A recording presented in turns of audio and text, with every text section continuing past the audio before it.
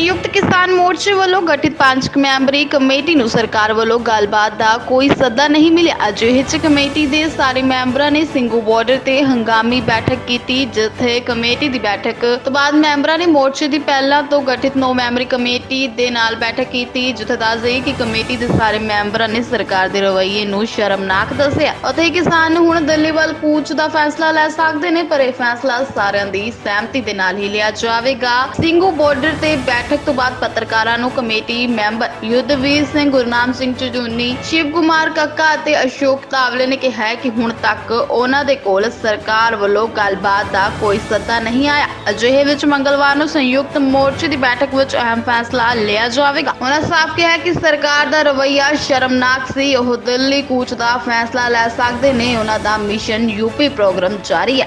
5 मेंबरी committee का जो है वो नियुक्ति की गई थी कि केंद्र सरकार से कोई भी बात करनी होगी या केंद्र सरकार को कोई भी बात करनी होगी तो वो इस 5 मेंबरी कमेटी से कर सकती है। जो बचे हुए मुद्दे हैं, जैसे MSP पे कमेटी बनानी है, कैसे बनेगी, कब तक वो रिपोर्ट देगी, या जो शहीद हुए हैं उनका मुआवजा, उनको नौकरी, या जो किसान आंदोलन में सहयोगी रहे हैं जैसे NRI हैं या उनको ब्लैकलिस्ट किया गया या कईयों के वैसे रेड की गई है कई एजेंसियों ने, तो उन सभी मुद्दों पर चर्चा करने के लिए 5 मेंबरी कमेटी का गठन कर दिया गया था ताकि आपस का तालमेल आसान हो जाए।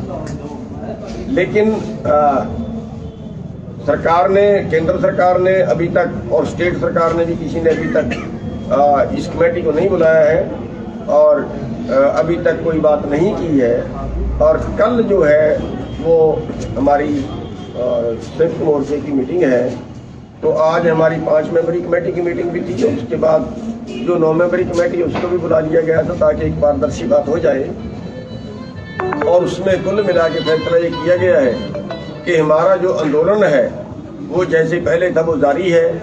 और कल की मीटिंग में जो कल की SKM की मीटिंग है उसमें अगले कार्यक्रम का हमारा निर्णय ले लिया जाएगा। आंदोलन को आगे बढ़ाने के लिए कल की मीटिंग में जो है वो फैसला सभी की सहमति से ले लिया जाएगा।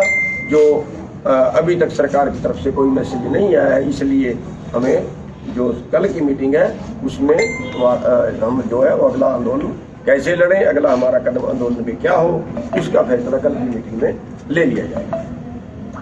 जी सर, 2 सवाल हैं। एक बार सारे बोल लें। ये विषय तो आ गया है जो आना चाहिए था कि कमेटी, सरकार की इच्छा थी, मंशा थी कमेटी छोटी हो, उसका गठन कर दिया गया और अपेक्षा ये थी कि सरकार वार्ता के लिए बुलाएगी, तो अभी तक कोई संदेशा आया नहीं है। तो बहुत ज्यादा कुछ विषय नहीं है। कल जो बैठक होगी उसमें आगामी रणनीति आंदोलन की, वो आंदोलन अभी हमारा जारी रहेगा और कल की बैठक में महत्वपूर्ण निर्णय लिए जाएंगे। युद्धवीर जी, आपकी बात हुई होम मिनिस्टर से, आपके पास कॉल आता है उनका, उसके बाद भी प्रोग्रेस हुआ? उसके बाद हमने कमेटी बनाई, उसी के बाद ये सारी प्रक्रिया शुरू हुई थी और हम भी ये उम्मीद कर रहे थे कि ये बात जो शुरू हुई है इसके सार्थक परिणाम निकलेंगे। लेकिन ये जो रवैया पिछले 2-3 दिन रहा है उससे निराशा हुई है। बात का माहौल बनाने का प्रयास किया हमने, बड़े खुले मन से आप लोगों के माध्यम से कम्युनिकेट किया कि किसान इस मामले को निपटाना चाहता, लेकिन निराशाजनक है सरकार का बातचीत के लिए कमेटी को ना बुलाना। ये दर्शाता है कि सरकार गंभीर नहीं है आंदोलन। आपने यूपी में केसेस को लेकर ही चर्चा की, वापस वो यूपी के जो मसले थे वो हमने उस दिन भी घोषणा कर दी थी। उत्तर प्रदेश सरकार ने हमारे जो केसेस दर्ज हुए थे इस दौरान उनको वापस लेने के लिए उन्होंने सहमति जता दी। सर, एक जो चीज़ मैं जानना चाह रहा था आप लोगों से, आप सभी से इन जनरल, कि जब आप लोग ये बात कह रहे हैं कि आंदोलन को तीव्र किया जाएगा, तो आप लोगों का एक कार्यक्रम था मिशन यूपी, जिसके तहत जो है चुनाव में बीजेपी के खिलाफ जाने की बात थी, क्या उसको जो है और मतलब आप इंटेंसिफाई करेंगे? कोई भी नहीं, सब पोस्टपोन, वो तो हमने पोस्टपोन भी नहीं किया था, वो तो स्टैंड ही कर रहा है हमारा मिशन यूपी। पोस्टपोन तो जब करेंगे जब हमारा कोई अंतिम निर्णय हो जाएगा। जब तक अंतिम निर्णय नहीं होता, जो भी हमारे पूर्ण घोषित प्रोग्राम है, कुछ प्रोग्रामों को हमने कुछ समय के लिए सस्पेंड किया था, लेकिन निश्चित तौर पे अगर हमारी सहमति नहीं बनती है तो जो भी हमारे पहले से तय कार्यक्रम चलो। लेकिन चीज को लेकर एक सवाल है सर, अहम सवाल है कि वहाँ पर गिरफ्तारियां हुई हैं किसानों की, उनकी पैरवी किस तरह से कर रहे हैं, उनकी बाहर निकलने को लेकर भी बातचीत होगी कोई, या उनके केसेस भी वापस होंगे? हमारी कमेटी बनी हुई है संयुक्त मोर्चे की, और प्रतिदिन की जो प्रगति है उस पर नजर रखते हैं। उनका किस तरह की मदद उन लोगों को चाहिए कानूनी रूप से या दूसरे भी मसले हैं, उस पर हम निरंतर उनके टच में हैं। और आपको अच्छी तरह पता है कि सुप्रीम कोर्ट ने सीधा संज्ञान में उस विषय को ले रखा। सुप्रीम कोर्ट ने एक कमेटी भी गठित की है देश का सर्वोच्च न्यायालय। तो बहुत कुछ कहने की स्थिति तो इसलिए है कि लोकल स्टेट गवर्नमेंट की बजाय सीधा सुप्रीम कोर्ट उसकी मॉनिटरिंग कर रहा है, और उस कमेटी का इंतजार किया जा रहा है जो कमेटी उस काम पे लगाई है सुप्रीम कोर्ट के माध्यम से। रिटायर्ड जज उसे देख रहे हैं, तो ऐसा उसको देख रहे हैं हम उसको। विधवीर सर, आपकी बात आपने दावा किया था कि अमित शाह के साथ हुई है, तो जब बात हुई थी तो उन्होंने क्या बोला था, क्या सजेशन दिया था, वो बता सकते हैं? उनका ये था कि एमएसपी पे सैद्धांतिक तौर पे हम सहमत हैं कि एमएसपी मिलनी चाहिए किसान को, और उसके ऊपर एक कमेटी बने जिसमें किसानों के प्रतिनिधि हों, और एक तय समय सीमा में वो अपनी रिपोर्ट देगी। ऐसा उन्होंने आश्वस्त किया था कमेटी। और बाकी मुद्दों पे क्या बात है? इस पे बात हुई थी, वो सहमत थे कि जो भी केस दिल्ली के, रेलवे के या राज्यों में हैं उनको वापस ले लिया जाए।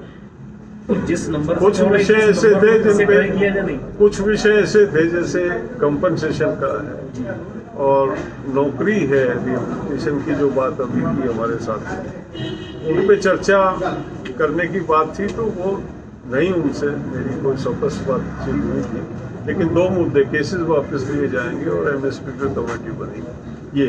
और मेरा काम इतना ही था, मैं कोई फैसला करने नहीं, मेरा काम तो इतना ही था कि एक मैसेज कन्वे करने का मैंने आके संयुक्त मोर्चे में बता दिया था। हमारे यहाँ डिस्कस होकर फिर ये तय हुआ था कि कमेटी बनेगी, और कमेटी इन सब बातों को लेकर सरकार के साथ वार्ता में आगे बढ़ेगी। जिस नंबर से कॉल आई थी, क्या नंबर नहीं ट्राई किया वापस? ऐसा कुछ नहीं होता, ये नंबर तो कोई छुपे हुए नहीं है। गृह मंत्री का नंबर आपके पास भी होगा, मेरे पास भी, और नहीं है तो गूगल दे देता है, वो तो कोई ऐसी बात नहीं। क्या लग रहा है कि क्या कमेटी को इग्नोर कर रही है सरकार? अब तो ऐसा ही लग रहा है। अगर गंभीरता होती तो शनिवार को पता चल गया सरकार को, कमेटी, छोटी कमेटी बन गई। आज सोमवार चला गया पूरा दिन। सर, इसकी पॉलिटिकल मैसेजिंग को कैसे समझा जाए? इसकी पॉलिटिकल मैसेजिंग को कैसे समझा जाए? एक तरफ प्रधानमंत्री आते हैं, नेशनल टीवी पे एड्रेस करते हैं और फिर वो चले जाते हैं, उसके बाद में कोई भी तरीके की और कोई बातचीत है नहीं। ये अभी भी ये मेरा पहला अनुभव है।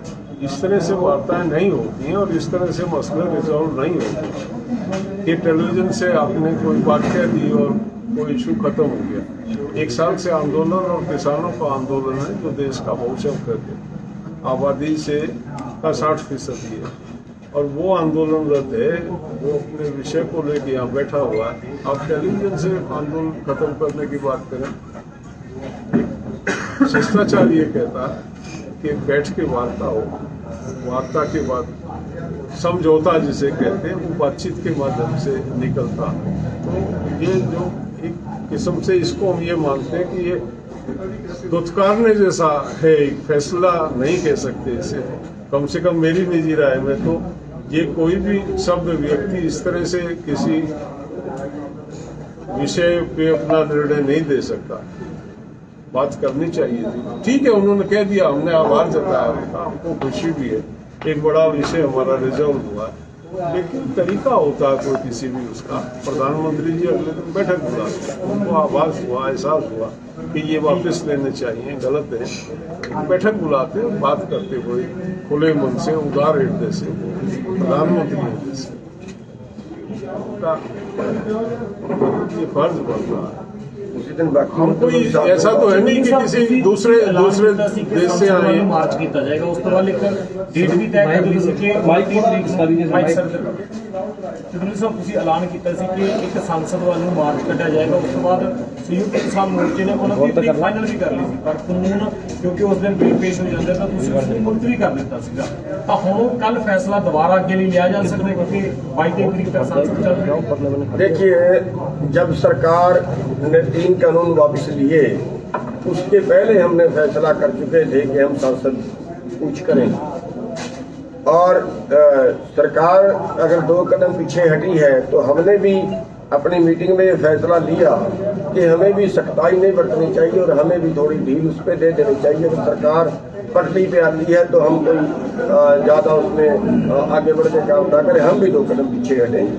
सैद्धांतिक तौर पे, इंसानियत तौर पे हमने भी अपना प्रोग्राम जो है वो स्थगित कर दिया था और तब से लेके 19 तारीख से लेके जो हमारे गिराव फिराव उनमें भी हमने ढील दे रखी है, बहुत कम हमने कर दिए हैं।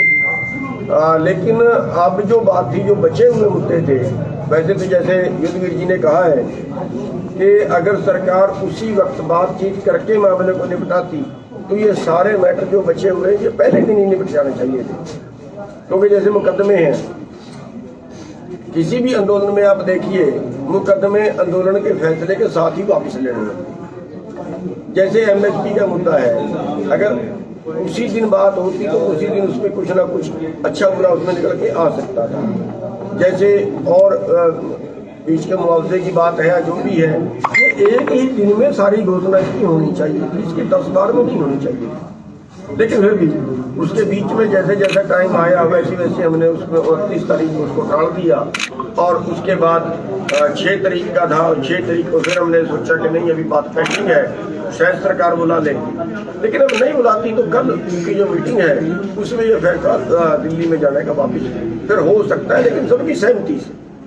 आज तक की जो बात हुई है हो सकता है कि रात को कोई और नई बात आ जाए, तो इस सारी बात पे कल विचार होगा और कल पूरे एसडीएम की मीटिंग में फिर कोई पारदर्शी फैसला लिया जाएगा। लेकिन एक हम आपको बता देते हैं कि हमारे जितने भी जो प्रोग्राम थे, चाहे वो काले झंडे दिखाने का प्रोग्राम था, चाहे वो मिशन यूपी का प्रोग्राम था, चाहे वो संसद पूछ के प्रोग्राम थे, वो अब तक स्थगित है जब तक हमारी बातचीत चल रही है। अगर बातचीत सरकार करनी बंद कर देती है तो जैसे कि फिर चालू हो जाएगी। लगता है कि 2 दिन की मीटिंग नहीं हो रही, कमेटी बन गई है, गलबात बंद है। इसीलिए तो कल मीटिंग करेंगे ना, इसीलिए तो कह रहे हैं ना कि अगर सरकार ने नहीं बुलाया तो कल की मीटिंग में अगला फैसला लिया जाएगा।